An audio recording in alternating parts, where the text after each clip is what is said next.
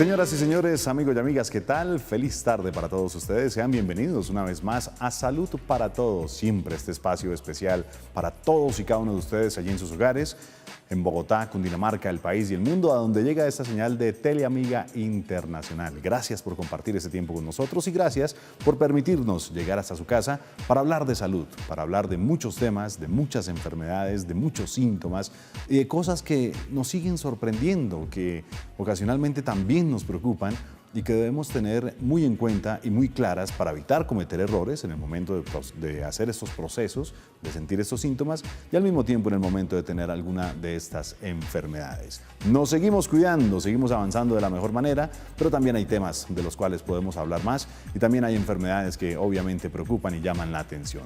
Hoy nuestro tema: la incapacidad cognitiva, que es algo muy preocupante, muchos factores de riesgo y muchas cosas que llaman la atención y cambian por completo el mundo, cambian por completo nuestra vida, cambian por completo el entorno familiar y obviamente cambian por completo el mundo, no solo de estas personas, sino también de toda esta gente que las rodea. Está con nosotros la doctora Angie Garzón, psicóloga de la Universidad Católica de Colombia, con quien vamos a estar compartiendo este tema, con quien vamos a estar hablando de esta discapacidad cognitiva y con quien vamos a aprender con relación a estos procesos y con relación a todo lo que puede estar pasando.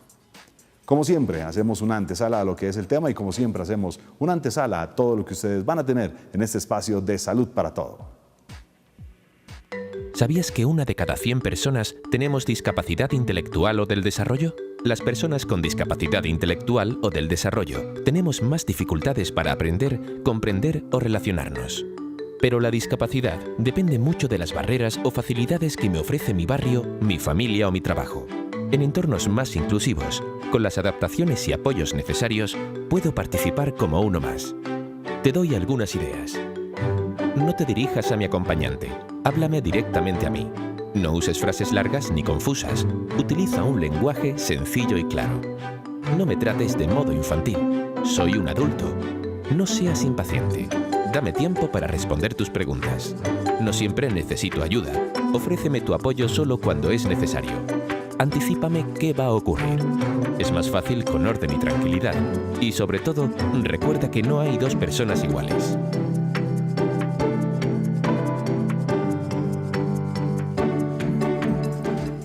Un pequeño análisis, un pequeño intro para ese tema tan importante que estoy seguro ustedes, amigos, van a tener allí presente y que por supuesto vamos a poder compartir.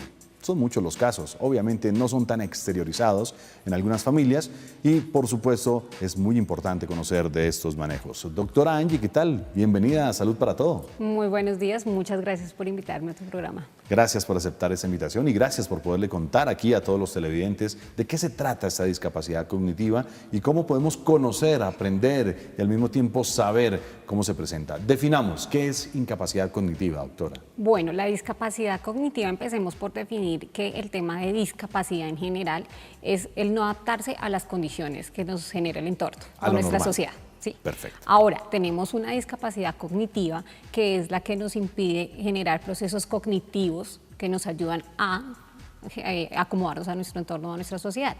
¿Sí? Eso es básicamente la discapacidad cognitiva.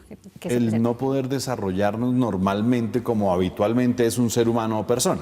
Exacto. No es una discapacidad física, sino ya es cognitiva. Okay. Ya nos genera problemas a nuestro nivel cognitivo. Desarrollo motriz, desarrollo físico, de pronto habla, de pronto movimientos, para hacer referencia a los bebés, para hacer referencia a los procesos. Exacto. Empezamos desde los bebés. Lo importante es empezar desde lo más pronto posible, se pueda empezar a trabajar la discapacidad, más avances vamos a tener. Bueno, llama la atención esto, doctora, y pensaría uno que encontraría en el niño, por ahí de 2 o 3 años, algún problema, pero desde bebecito, desde recién nacido, podemos saber que puede haber un problema en el bebé.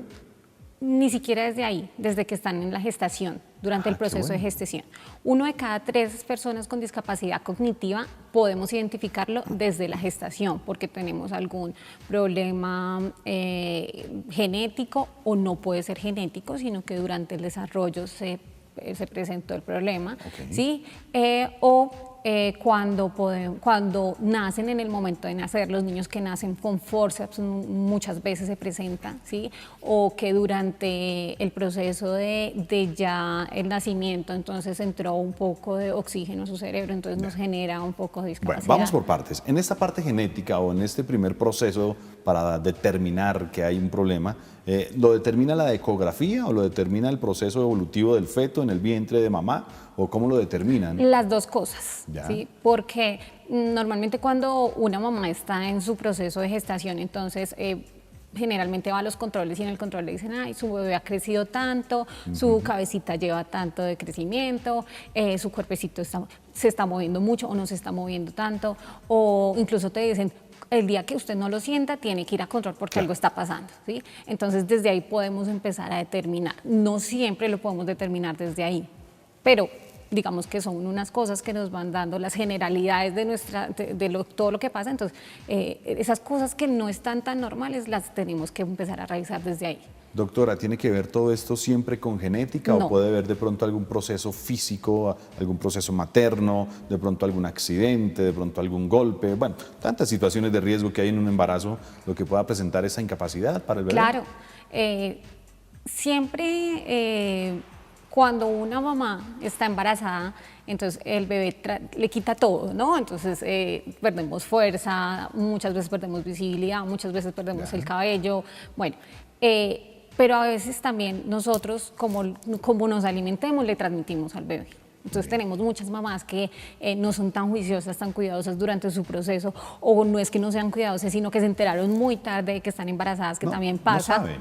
Exacto, no saben, Claro. sino que se ha presentado casos que ya nació el bebé y ellos no tenían ni idea que estaban embarazadas. Entonces han consumido licor, probablemente han consumido sustancias psicoactivas o cigarrillo. Digamos que todas esas cosas también afectan el entorno, lo que tú comes le afecta. Entonces, por eso es tan importante que las mamás se cuiden durante el embarazo también, porque es que se pueden generar muchas discapacidades cognitivas durante el embarazo. De los problemas frecuentes y que hemos encontrado y que pues llegan datos a todo momento, que tienen que ver con estos embarazos prematuros y que tienen que ver con esa parte emocional, ¿también sería un factor de riesgo en este momento para el desarrollo del feto, del bebé como tal? Claro, cuando una mamá está muy estresada, cuando una mamá está muy triste, digamos mamás que desde su inicio les tocó estar solas No porque el querían papá el bebé, fue un no accidente, quería. inmediatamente dicen es que fue un accidente, ahí ya estamos marcando a nuestro hijo y estamos marcando entonces, todo. y más encima, entonces tenemos que, uno, no lo querían, dos, les tocó asumir esta responsabilidad solas,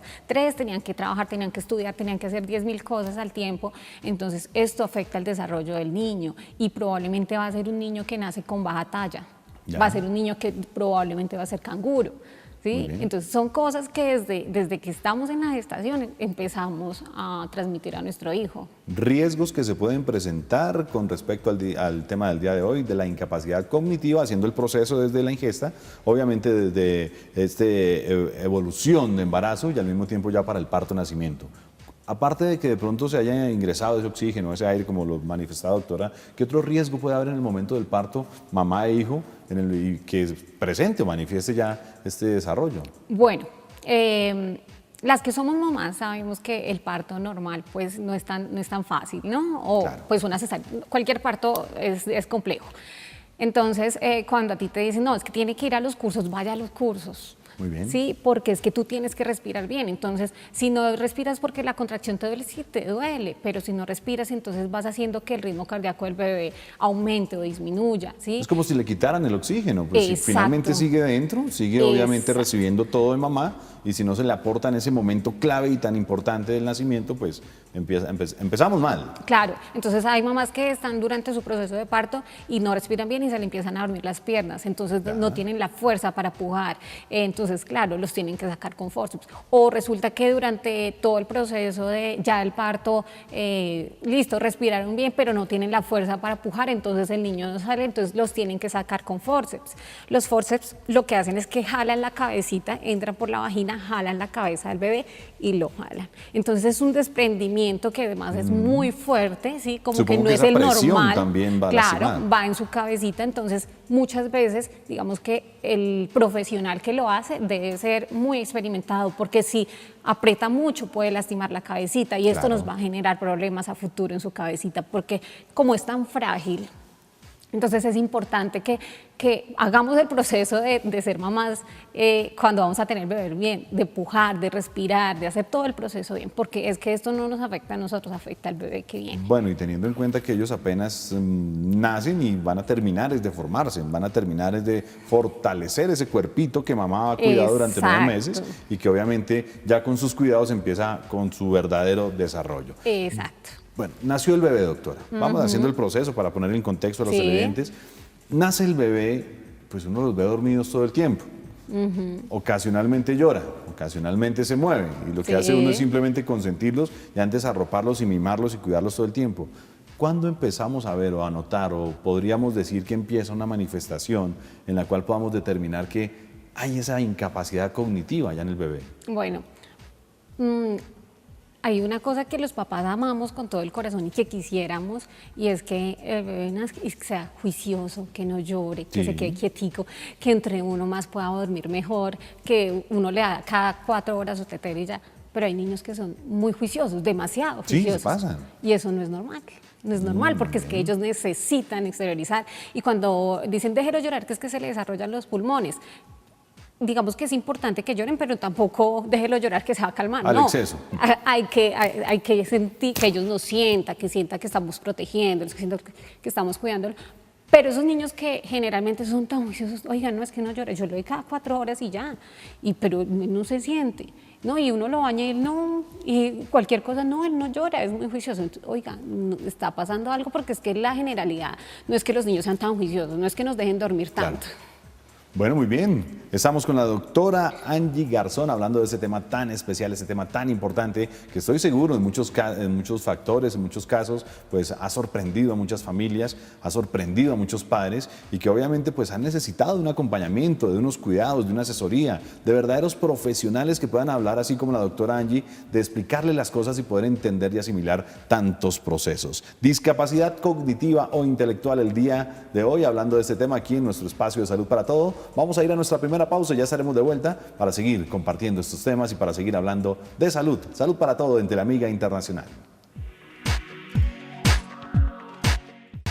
Seguimos de vuelta con todos ustedes, amigos. Salud para Todo de Teleamiga Internacional. La invitación a que sigan nuestras redes sociales, a que compartan esta información, a que compartan estos espacios y al mismo tiempo a que puedan ser voceros de estos temas de salud con muchos de sus familiares, con muchos de sus allegados, con muchos de sus parientes. No sabemos en qué momento podamos necesitar un buen consejo, una muy buena asesoría y por eso en nuestro espacio siempre queremos tener temas de interés y manejarlos de la mejor manera para que todos ustedes comprendan y puedan recibir estos mensajes como alternativas, como precaución, como cuidado y al mismo tiempo como una prevención, que es lo que verdaderamente deberíamos hacer con nuestra salud.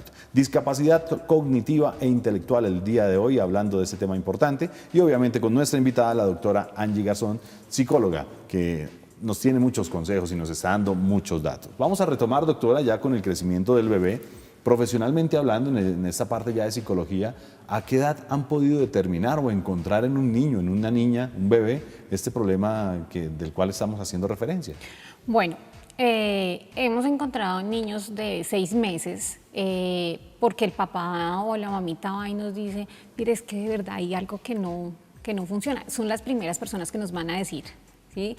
No, es que mire, de verdad hay algo que es demasiado juicioso, todavía no intenta voltearse, todavía no intenta dar giros, todavía no intenta ni siquiera balbucear, algo Muy está pasivo. pasando. Exacto, entonces ya empezamos a hacer una evaluación. La evaluación es muy compleja y es importante que siempre haya un equipo interdisciplinario. ¿Sí? Claro.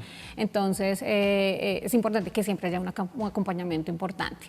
Los papás pues son las primeras personas que nos van, o los cuidadores son las primeras personas que nos van a decir qué está pasando, qué es lo que no es normal y por qué están llamando la atención. Doctora, ¿esta sintomatología o estos factores de riesgo para el bebé tendrían que ver de pronto ya con algún problema físico ya en el organismo del niño? Que aparte de su problema intelectual, de aparte de su problema cognitivo, ¿hay algún problema circulatorio, hay algún problema respiratorio? ¿Qué sé yo? ¿Tendría alguna relación? Es muy importante esa pregunta y de verdad es muy importante la pregunta porque es que muchas veces decimos, sí, es que tiene discapacidad, tiene síndrome de Down, tiene Red, tiene el sinnúmero de enfermedades que hay, sí, claro. los categorizamos pero eso no quiere decir que no pueda tener un problema de gastritis, no Claro. quiere decir que no pueda generar una depresión, no quiere decir que aparte de todo más adelante pueda generar una esquizofrenia o quiere decir que no tenga que tener una diabetes, ¿sí? Perfecto. Entonces, por eso es importante que las personas que tengan algún tipo de discapacidad cognitiva tengan un equipo interdisciplinario que esté mirando sus avances, porque es que físicamente ellos también generan otro tipo de enfermedades, entonces pueden generar hipotiroidismo, pueden generar problemas, muchas veces ellos tienen problemas en la sangre, muchas veces ellos tienen diversos No hay la problemas. misma irrigación sanguínea en su cerebro. Exacto. Entonces, debemos hacerle un seguimiento completo, no solamente nos tenemos que enfatizar en la parte cognitiva. Perfecto, es muy importante eso porque muchas veces dejamos de lado otras cosas o tal vez otros síntomas o enfermedades que tienen que ver con el tema, que de pronto causan hasta más daños o más problemas en ese proceso evolutivo y al mismo tiempo pues que ni siquiera identificamos. ¿Cuáles son esos síntomas, no sé si quepa el término doctora, o esas manifestaciones, aparte de lo pasivo y aparte de pronto del no sentirlos tanto como a diferencia de otros niños que todo el tiempo están balbuceando, moviéndose, gritando, tal vez llorando? No. ¿Hay de pronto algo para determinar que haya un problema cognitivo ya? Claro, digamos que debemos hacer evaluaciones, ¿sí? Son evaluaciones de diferentes tipos que ha desarrollado la OMS y nos ha ayudado a determinar este tipo de discapacidad que tiene. ¿Sí? No es tan fácil porque muchas se parecen, entonces tenemos el autismo, pero tenemos el Asperger, que digamos que de la misma familia, son muy similares, ¿sí? Pero son diferentes cuando los vamos a hacer en un tratamiento. Entonces, las primeras personas que nos pueden decir hay algo extraño en mi hijo, hay algo extraño en la persona que yo estoy cuidando, son esos cuidadores. Definitivamente. ¿Sí? Y ya de ahí, entonces partimos, bueno, ¿qué es lo que es extraño? No, es que resulta que está en clase y es el más cansón, nunca se queda quieto, es el que habla todo el tiempo, es el que tú le estás hablando de algo y tú le diste el almuerzo y dice, ¿y qué almorzaste? No me acuerdo. ¿Y te acuerdas cómo se llama tu amiguito? No, ¿jugaste Dicen con quién? las mamás o las abuelitas es que permanece en otro planeta, permanece en otro mundo. Exacto, entonces no es que permanezca en otro mundo, tenemos que revisar por qué es que permanece en otro mundo, qué es lo que está pasando. O sea, esto no es normal. No, claro, ¿sí? O tenemos entonces, digamos que las personas somos tan diversas, ¿sí? Total. Y tenemos tantas cosas que entonces no tiene un problema de atención y de hiperactividad. Pero resulta que es que él es muy distraído, tú le preguntas algo y él no funciona, pero es muy juicioso, no es el niño que está molestando, no es el niño. Sí. Bueno, entonces no tiene hiperactividad, pero sí tienen un problema de atención. Entonces no los podemos categorizar en segmentos porque es que las personas tenemos un sinfín de cosas. ¿Hay alguna especialización o algún segmento dentro de la psicología para tratar estos procesos o lo abarca todo? Bueno, digamos que nosotros cuando estudiamos psicología, pues la psicología tiene muchas ramas, ¿sí? Nos vamos por la clínica y la clínica al igual tiene muchas ramas, porque es que tenemos psicología de infancia, tenemos adultez y vejez, tenemos también entonces problemas de discapacidad que nos enfocamos por allá, o tenemos el neuropsicólogo que también, entonces tenemos digamos que un sinfín de cosas que podemos incluir dentro de nuestras carreras. ¿Podríamos decir que hay cura o podríamos decir que existe el manejo? Existe el manejo, no hablemos de cura porque es que digamos que el hablar de cura es es una enfermedad, ellos no tienen una enfermedad, ¿sí? Tenemos que empezar... Lo pregunto, doctora. No, claro, pero entonces es la generalidad que ve todo el mundo, ¿sí? Perfecto. Entonces no es que él está enfermo. No, es que mire, él tiene autismo, es que sí, es que es un niño enfermito, y es la generalidad, y es lo que vemos en la sociedad. No, es que ellos no están enfermos, tienen una condición. Ellos tienen una condición y ellos no se tienen que adaptar a nosotros nos tenemos que adaptar a ellos. De acuerdo. ¿Sí? Entonces, hay una ley, una normatividad legal en Colombia que dice que tú no puedes sacar si yo llevo a mi hijo a un colegio y él tiene algún tipo de discapacidad, el colegio no me lo puede rechazar. Sí, es verdad. Y, pero normalmente nunca los admiten, o sea, que se ahorran el término rechazar porque nunca ni siquiera los admiten. claro, pero entonces digamos que el deber de las cosas es que lo hagan. Claro. Muchas veces sí lo hacen, muchas veces los admiten, pero entonces lo que hacen es que todos los niños están en clase y ellos están jugando allá con peloticas. Entonces no es una inclusión, Claro. ¿sí? Y a ellos no tenemos que, digamos que dentro de su evaluación cognitiva, entonces dicen, no, es que tiene la edad de 8 años, mientras que él tiene 15 años. Entonces tratémoslo como un niño de 8 años. No, él tiene 15 años y tenemos que tratarlo como tal, tenemos que incluirlo, ¿sí?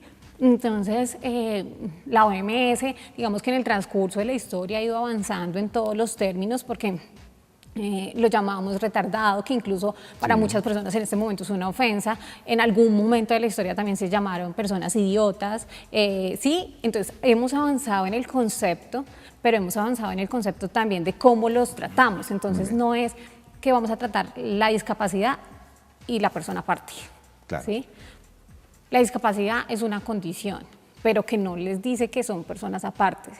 ¿Sí? Entonces vamos a tratar la discapacidad, pero con la persona, porque es que la persona y lo que ellos quieren de su vida también es importante, porque es que ellos, a pesar de que tengan problemas cognitivos, tienen emociones. También, claro. Ellos sienten, ellos aman, ellos quieren, ellos también no les gusta. Y no solo las sienten, sino también las manifiestan.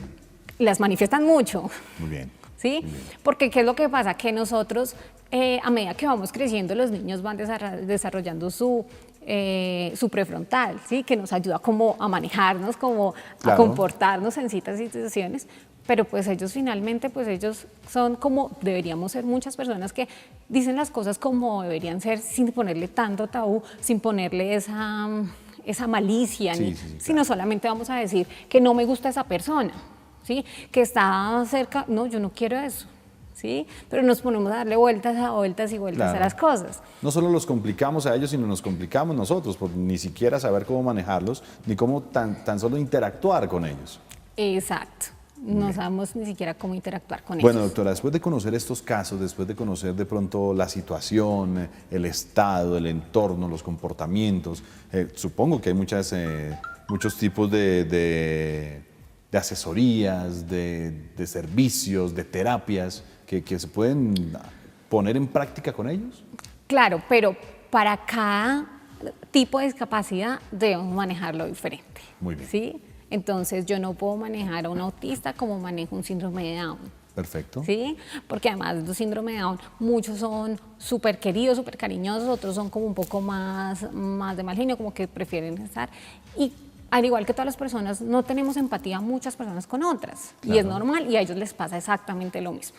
¿Sí? Entonces, una de las terapias que son más importantes de manejar es el manejo de las emociones. Nosotros vemos que venden por todo lado manejo de las emociones para hablar con el cliente, Sí. para ventas, pero es que como yo, como persona que estoy dentro de lo normal, tengo que manejar mis emociones para evitar pelear con mi esposo, para evitar decirle cosas que no decirle al cliente, para evitar decir, pues ahora imagínate estas personas cómo tienen que manejar sus emociones. Total. Ellas que sin exteriorizan y que no se controlan muchas veces. Entonces, es importante manejar las emociones de ellos. Entonces, le hacemos juegos, terapias. Es muy del cuerpo, es muy de palpar, porque ellos son muy sensibles. Ya. Entonces, son terapias que se tienen que hacer con ellos en físico, de tocar, de palpar, de mirar, de reconozca cómo es una sonrisa, reconozca cómo es una persona que está de mal genio. Como cuando le enseñamos a los niños, oiga, mira los emojis que son, así toca con ellos. Toca que identifiquen esas emociones y es muy importante que lo hagan. Y ya en sus diferentes discapacidades vamos enfocándonos a... Claro.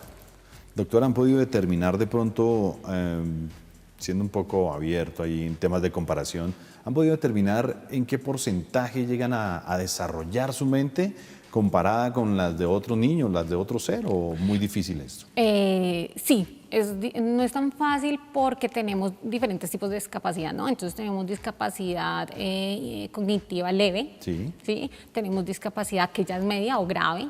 Entonces, dependiendo de la discapacidad, vamos a irle trabajando. Entonces, Perfecto. lo importante es que hagamos un buen diagnóstico. ¿sí? Porque resulta que nosotros determinamos que es una discapacidad cognitiva leve, pero realmente es grave. Entonces, no solamente vamos a afectar el proceso de crecimiento de la persona, sino de su contorno, de su contexto, que es, digamos que también una gente que sufre y que padece mucho esto. Bueno, muy interesante este tema para todos ustedes, amigos televidentes. Salud para todo, y hablando de esta incapacidad cognitiva y obviamente también planteando alternativas para identificar, para conocer y al mismo tiempo poder solucionar. Vamos a ir a una nueva pausa y regresando estaremos hablando de cómo estas personas o de cómo nosotros mismos hemos tenido que manejar en este proceso de cuarentena y en este proceso tan difícil estas situaciones y también esos comportamientos que pueden existir en estos niños, en estas personas y hasta nosotros mismos. Pausa y ya regresamos con ustedes. Salud para todo en Teleamiga Internacional.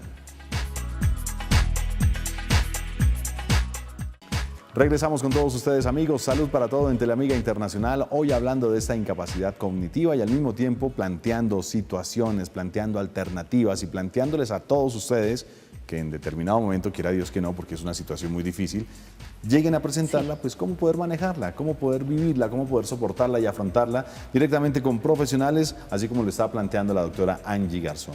Doctora, hacía referencia a este tiempo difícil que nos cambió la vida a todos. A todos. A todos, absolutamente todos. Quien diga que no, pues sería total mentiroso porque no está en la actualidad.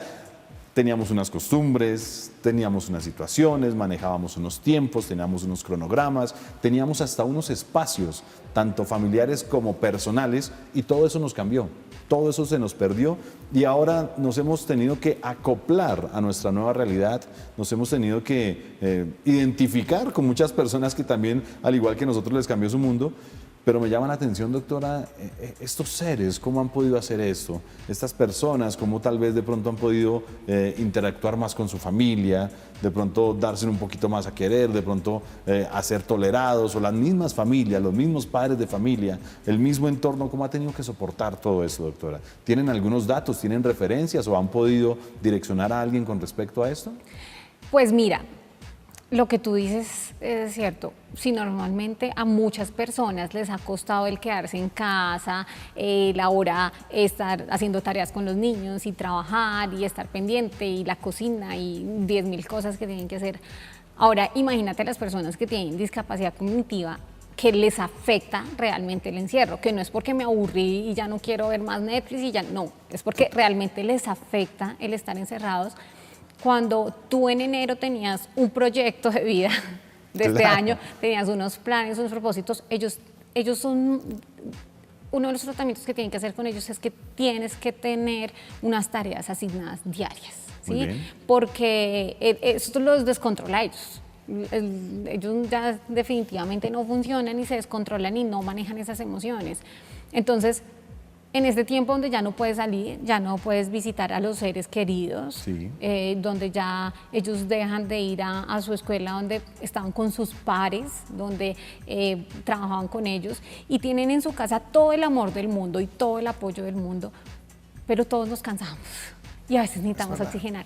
Entonces, pues ellos necesitan salir y tienen sus tiempos de salir, pero a veces ellos se descontrolan y muchos quisieran ir al parque y montarse en todas las atracciones y no pueden hacerlo porque es que eso nos puede traer más consecuencias de salud. Claro. Entonces, oiga, el cuidador manténgase y muchas veces ellos tienen mucha fuerza y no podemos con ellos.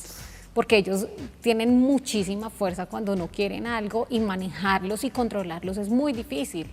Entonces, ha sido un tiempo donde con las personas que hemos tenido que hablar, el manejarlos ha sido muy difícil. Tenemos el caso de una niña con síndrome de Down, tiene 6 años y coge a la mamá que nos vamos y le tiene que dar una vuelta porque aunque en el tiempo que no podían salir, le tiene que dar una vuelta porque es que si no, ella no se controla y empieza con una depresión terrible y llora y llora y llora todo el día. Entonces tenemos que darle la vuelta.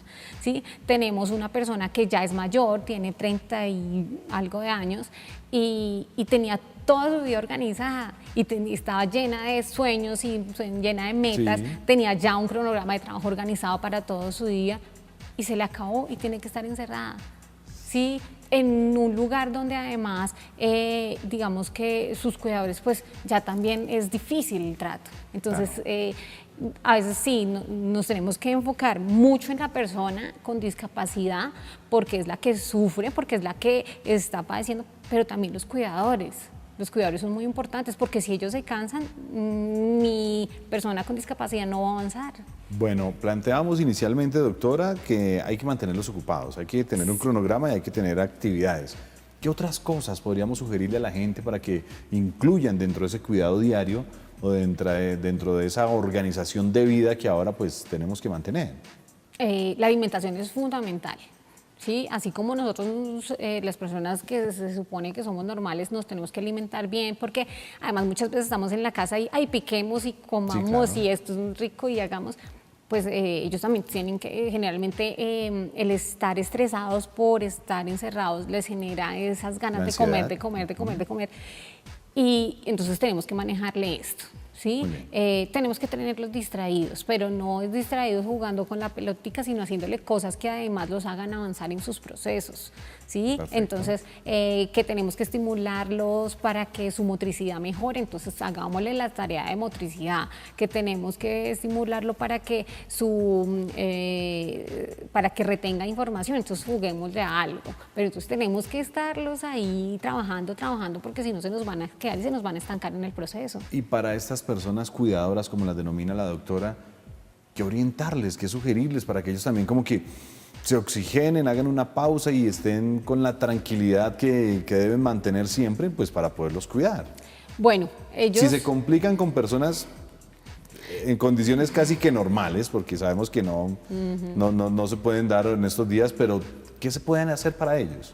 Bueno, ellos es muy importante que también tengan sus espacios para ellos, ¿sí? Es decir, están casi que 24 horas con sus personas que están cuidando con las diferentes discapacidades, pero cuando ellos duerman o cuando se llegue el proceso de descanso, ellos tomen un tiempo para ellos, para pensar en yo qué quiero, me voy a tomar un baño, voy a ducharme un rato y sacar como todo esto, voy a descansar, el dormir es muy importante para todos, claro. Y el comer bien también es importante, pero además yo creo que en este momento es importante no saturarnos de información, ¿sí? Veamos el noticiero, sí, claro, tenemos que estar informados, pero el tener todo el tiempo información, eso nos va a generar más estrés del que ya tenemos en nuestra casa. Entonces es importante que también tengamos espacios de, oiga, voy a verme una película, me voy a acostar a ver una película que me guste a mí. Pero esos espacios donde podamos aprovecharlos para nosotros es importante y que sepamos cómo vamos a manejar las situaciones. Porque a veces está estresada la persona que tiene discapacidad y está fuerte y con su fuerza y nos golpea, porque ellos son muy fuertes y cuando no quieren hacer algo nos golpean y nos ultrajan. Entonces, ¿cómo hago para aliviar eso también? ¿Sí? Y cómo hago para sentirme un poco mejor y ya descargar todas esas emociones. Es importante, muy importante manejar las emociones, trabajar no solamente con la persona que tiene discapacidad, sino con sus cuidadores, con su núcleo familiar. Esas emociones también son muy importantes. Doctora, normalmente se cree y se piensa, y muchos de nosotros pensamos y creemos eso, creo que las personas que tienen discapacidad cognitiva están expuestas a tener otros problemas diferentes de salud. De pronto lo planteamos cuando el proceso evolutivo del bebé, pero a medida que crecen, a medida que cambian, ¿sí son expuestas a alguna situación de riesgo con respecto a otras enfermedades, con respecto a otros problemas, o es más simplemente cuidado ya en su parte cognitiva y nada más? No. Nunca en todo el proceso podemos descuidar su parte física. ¿Sí? Y digamos que la parte cognitiva, no solamente por que él tiene síndrome de Down, entonces solamente vamos a trabajar el tema de síndrome de Down. No, resulta que ellos se deprimen muchísimo. Ellos se deprimen y tienen unos niveles de ansiedad altísimos también. Entonces tú tienes que manejarle la depresión y la ansiedad, porque es que si no van a funcionar y se nos desbordan, ¿sí? O tenemos niños que resulta que tienen el tema, lo que te decía, hipotiroidismo, ¿sí? O que tienen problemas de oído, o que tienen problemas de corazón, o que tienen sin fin, porque es que una cosa es que ellos tienen su condición, ¿sí? De discapacidad cognitiva, Pero otra cosa es que no quiere decir que estén vacunados contra otro tipo de enfermedades que hay. Perfecto. O no quiere decir que no desarrollen un cáncer, o no, ellos tienen un sinfín de cosas que se les puede Es presentar. más prevención y cuidado como debe ser en todos casos. Como tiene que ser en todos los casos. Así como nosotros tenemos que ir a controles por si nos duele, ellos tienen que ir a los controles, ellos tienen que su médico los revise. Y ahí también me imagino que es el cuidador el que puede determinar qué está pasando, porque pues muy difícil va a ser que ellos manifiesten algo certero o concreto. Claro, entonces, claro, así como nosotros conocemos a nuestros hijos que nosotros decimos, uy, no, hoy amaneció como que le duele, Sí. hoy amaneció como malito, entonces eso mismo pasa con los cuidadores, entonces, no, es que hoy tiene algo, hoy amaneció muy feliz, hoy amaneció muy radiante, no siempre están mal, ellos también están bien muchas veces, están muy alegres y los emocionan muchas cosas, pero entonces ellos también nos pueden decir, no, es que hoy estaba muy bien, pero algo pasó y lo afectó. Doctora, ¿qué hacer si por cosas de la vida o situaciones de casa no encontramos o no identificamos, no nos dimos cuenta que el problema estaba en el niño? Que de pronto viene creciendo y lo que hacemos es presionarlo, que de pronto lo que hacemos es regañarlo, que de pronto lo que hacemos es como apartarlo, como que uy, si molesta, como que uy, si can... Bueno, ¿qué hacer con esto? ¿Cómo ayudarle a ese bebé, cómo ayudarle a ese niño para evitarle tantos tropiezos, para evitarle tantos errores, para evitarle tantas complicaciones? Hablemos con el médico, hablemos con nuestro pediatra que de pronto nos va a orientar más, ¿sí? No, es que nos toca ir a la cita. Sí, hagamos la tarea. Mire que nos podemos evitar un montón de problemas y complicaciones más. De acuerdo. ¿Sí? Ahora, debemos tener en cuenta que, digamos que en algún momento hablamos, cuando iniciamos la entrevista, de que se podía presentar la discapacidad cognitiva desde el embarazo, Sí. cuando nacían, pero resulta que el niño nació perfecto, no tiene ningún tipo de discapacidad, ninguna condición diferente. Pero resulta que a los 6, 7, 8 años tuvo un accidente y tuvo un problema muy grave y le afectó su cabecita. Y de ahí nos genera una discapacidad cognitiva. También puede pasar, ¿sí? Entonces... Pero, perdón, doctora, ¿puede pasar o presentarse esto por el accidente golpe como tal en la cabeza o por las secuelas que de pronto haya dejado ese accidente Las de dos recuerdo, cosas. de sensación, de emoción? No, las dos cosas, puede pasar por las dos cosas. ¿Sí? Perfecto. Entonces, a partir del accidente, entonces se nos generó una discapacidad cognitiva, porque resulta que tuvimos, o no sé, una meningitis, Ya, ok. se nos puede presentar, entonces esas cosas, y una fiebre, tantas cosas que se presentan con las fiebres que generan convulsiones y todo, eso nos puede generar que se genere un problema de discapacidad cognitiva o intelectual. Son las orientaciones y conocimientos de la doctora Angie Garzón, psicóloga, quien nos acompaña en el día de hoy hablando de este tema tan importante, definitivamente tan extenso, tan amplio, que no identificamos, que no conocemos. Tengo que ser muy honesto, hay muchas cosas que me están sorprendiendo en el día de hoy y que pues, no sabía con relación a esta discapacidad cognitiva. Una nueva pausa y ya estaremos de vuelta con todos ustedes aquí en Salud para Todo de Teleamiga Internacional. Retornamos con todos ustedes, amigos. Salud para Todo, Teleamiga Internacional, siempre con muy buenos temas, con muy buenos espacios y con muchos síntomas, enfermedades y procesos que podemos identificar y podemos prevenir. Importante siempre la prevención para nuestras enfermedades. Doctora, aclaremos algo a los televidentes. Esta discapacidad cognitiva obviamente o viene por genética en los bebés o se presenta en el desarrollo de los niños. Sí. Pero esos cambios, tanto emocionales, personales y demás que tienen los jóvenes adolescentes, ¿tienen que ver o no tienen que ver? Podría pasar, ¿sí? Sí. Digamos que tenemos cosas que nos pueden impactar demasiado y nos puede generar un retraso en el desarrollo, ¿sí? Puede pasar. No es la generalidad, pero pasa. Sería algo extremo, supongo yo. Sí, no es la generalidad, pero sí tenemos casos en los que se presenta que una situación que fue muy significativa, que deslumbró a la persona, nos hizo retroceder en los procesos. Entiendo. Sí pasa. ¿Qué es lo más frecuente que reciben ustedes en consulta o que reciben en sus consultorios con respecto a estas discapacidades, enfermedades comunes o que se parecen o se identifican con ellas?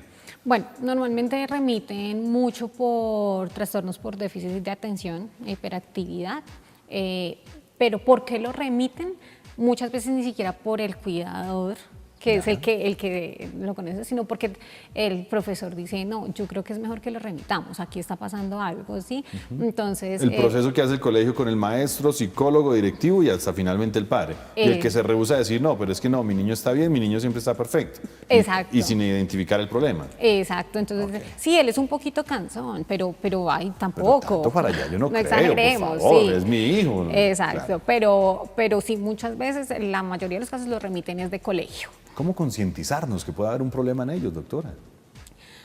Ay, es tan difícil porque es que nosotros siempre creemos que le va a pasar a otros. Claro. Eso a mí no me va a pasar. ¿Sí? Como con el caso de COVID, no, eso a los otros les pasa, pero a mí no me va a pasar. Entonces, generalmente tenemos la convicción de que no, pues yo hice a mi hijo perfecto, yo no entiendo por qué, ¿sí? O a menos de que sean cosas extremas como el accidente, sí, como cosas que tiene 2 años y realmente no ha empezado ni siquiera a gatear, entonces ya como que empezamos, ¿sí? ¿Qué está pasando? ¿Qué está pasando? O que tiene 1 año y todavía no mantiene su cabecita, sino estable, que no la puede sostener. La gravedad todavía no la maneja, entonces esas cosas, nosotros no tenemos esa conciencia de que está pasando algo. De hecho, cuando somos adultos o nos pasa algo, ¿cuántas veces hemos reportado porque estamos en depresión? Sí. Generalmente no tenemos esa conciencia. Ahora imagínate cuando decimos que nuestro hijo y el aceptar que nuestro hijo tiene una condición diferente. Bueno, eso es algo muy duro. ¿Conocen o se ha determinado, doctora, quiénes son más propensos a estos procesos? ¿Niños, niñas? ¿O es en igual número?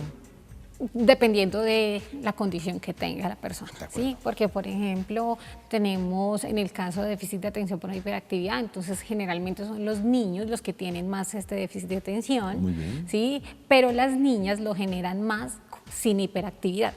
Entonces solamente tienen el déficit de atención, pero no tienen la hiperactividad. Okay. Entonces tienden a ser además niñas que dicen, no, solamente está despistado y vive en otro mundo, entonces nadie le pone atención, nadie solamente... Peor aún. Entonces, claro, peor aún, porque por lo menos el que tiene hiperactividad dice, es que no me lo aguanto, lo va a mandar a donde el psicólogo. Se está manifestando con algo. Exacto, pero el que no es más bien pasivo, no, pues solamente es que no pone atención. Entonces, perfecto. Esas cosas. ¿Y los tratamientos son igual para niños y para niñas o se identifican o son diferentes en algún aspecto dentro del proceso? Sí, son, digamos que tienen cosas similares, pero son diferentes porque es que los hombres y las mujeres pensamos diferentes, claro, desde que nuestros cerebros están diferente constituidos, ¿sí? Claro. Entonces, digamos que para todo tipo de personas, así sea un niño y otro niño que tenga el mismo síndrome, yo lo tengo que tratar diferente porque es que sus contextos son diferentes, sus amigos son diferentes, sus papás piensan diferente, entonces siempre debemos revisar y hacer una buena atención y revisar cómo es el niño, cómo es su contexto para saber yo cómo voy a tratarlo. Porque es que además no con todas las personas hacemos clic, entonces pues no con todos los niños tampoco con alguna dificultad cognitiva pues tampoco vamos a hacer clic con todos. ¿Cómo es la realidad o la actualidad de nuestro país, doctora, con relación a esta sintomatología o a este problema?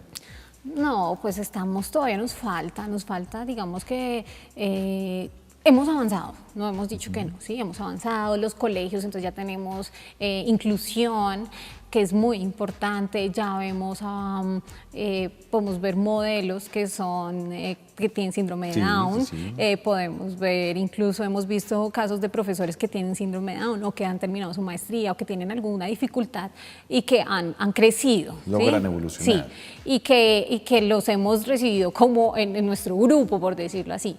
Pero es que lo que yo te decía en algún momento, nosotros no los tenemos que recibir, ellos no se tienen que adecuar a nosotros nos tenemos que adecuar a ellos.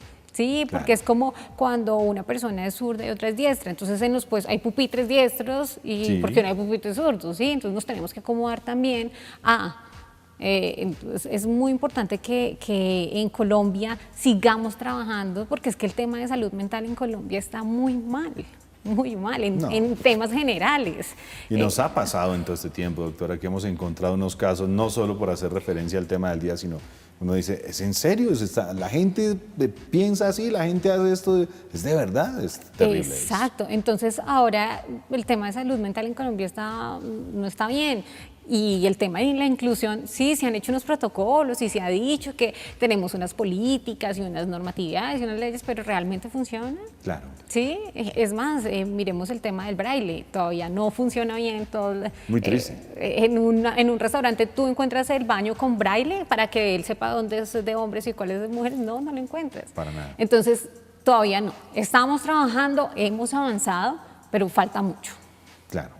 Doctora, recomendaciones para nuestros televidentes y para todas las personas, bueno, tal vez son algunos casos que se sienten identificados porque hay algún miembro de la familia con una discapacidad como estas, pero nosotros también que de pronto tampoco tenemos cómo conocerlos o cómo exteriorizarlos, también debemos tomar conciencia. Doctora, hagamos estas recomendaciones para que la gente de pronto haga una pausa, empecemos a incluir a todas estas personas en nuestras vidas, en nuestros mundos, como a darles esa importancia, porque finalmente hacen parte de nuestra sociedad y son seres humanos. Sí, son seres que sienten, son seres que piensan, son seres que tienen una condición. Ellos no tienen una enfermedad, y eso es importante que quede claro. Tienen una condición que es diferente. No es enfermedad, sino una condición. Es diferente a la que yo tengo, es diferente a la que tú tienes. Pero son seres que piensan, son seres que sienten, son seres que aprenden y son seres que los vamos a incluir. ¿Sí? Y que ellos van a aprender de nosotros, porque es que ellos, al igual que nosotros, tienen un plan de vida.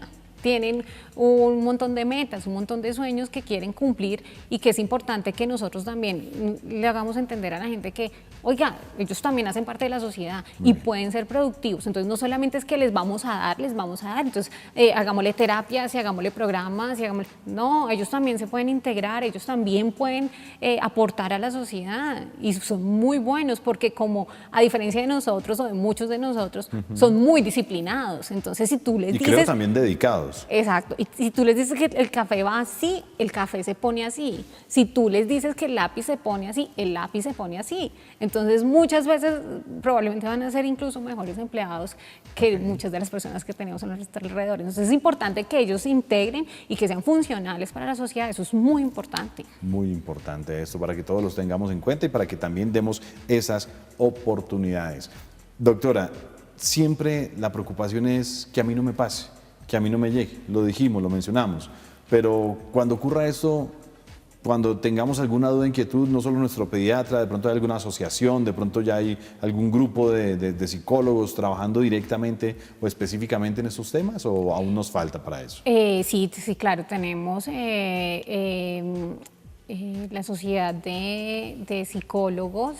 El Colegio Colombiano de Psicólogos nos apoya con el tema, pero además tenemos grupos o fundaciones que nos apoyan con los diferentes trastornos, porque es que como son tantos, entonces no podemos solamente categorizarlos vamos aquí van a estar todos, porque es difícil, sí, entonces tenemos muchas, entonces es importante que sí, en el momento en que yo sienta que voy a tener un bebé en condición de síndrome de Down o autismo o los que tengan, entonces tratemos de llevarlos a las que están enfocadas ¿para qué? Para que ellos nos ayuden a que nuestro proceso sea mucho más fácil y entre más temprano lo detectemos va a ser mucho mejor que estas personas sean funcionales. Claro. Doctora, y si alguien en este momento necesita de un consejo suyo, si necesita de pronto de alguna asesoría, si de pronto necesita buscarla, identificarla o plantearle alguna situación de dificultad, ¿dónde la pueden encontrar, doctora? Bueno, sí, claro, lo que necesiten, yo siempre estoy disponible. Mis redes sociales son en Instagram, Angie Juliet Garzón, en Facebook, Angie.Garzón. Y por si acaso mi celular, que siempre está disponible para todas esas cosas, porque para mí es sumamente importante, es 317-381-3772. Despacito, doctora, que me quede el 317. No, más lento, doctora, 317-381-3772. Entonces, siempre voy a estar disponible si necesitan algo, lo que ustedes requieran, pues estamos apoyándolos en todos los diferentes procesos que ustedes requieran. Muy bien, en resumen para todos ustedes, lo más importante, al igual que muchos síntomas y enfermedades de nuestro maravilloso cuerpo, es la prevención. En el momento de llegar a quedar en estado, en el momento de concebir un bebé, los cursos, lo decía la doctora, importantísimo asistir, importantísimo el acompañamiento, importantísimo los chequeos, los ejercicios y todo esto, no solo para fortalecer el proceso, sino también para fortalecer a ese bebé y ayudarle a estar prácticamente bien, estar sano. Ya en el nacimiento o crecimiento, estar muy atentos, estar muy pendientes de los cambios, de los movimientos, de los comportamientos, de las actuaciones, y en el momento, quiera Dios, no ocurran ni nunca pase, y ojalá pudiéramos evitar tantas situaciones tristes, difíciles, dolorosas, no solo para estas personas, sino para sus familias. En el momento de terminar algo, buscar a profesionales como la doctora que nos está acompañando en el día de hoy y que definitivamente trajo muy buenos consejos. Doctora, gracias por estar aquí, por habernos acompañado en este Salud para Todo. Muchas gracias, y cualquier cosa que necesiten, con mucho gusto. Ella es Angie Garzón, psicóloga especialista en este tema tan importante de la discapacidad cognitiva o intelectual. Ustedes, amigos, como siempre, son invitados a seguir nuestras redes sociales, a continuar en la programación general de Teleamiga Internacional y al mismo tiempo a plantear sus dudas, a solicitar sus temas, a indagar con nosotros a través de estos contactos, de estos mensajes, de qué les gustaría tener en este espacio de Salud para Todos, que es de ustedes y para ustedes. Soy Edwin Ayala Ríos, como siempre, a todos gracias y mil bendiciones.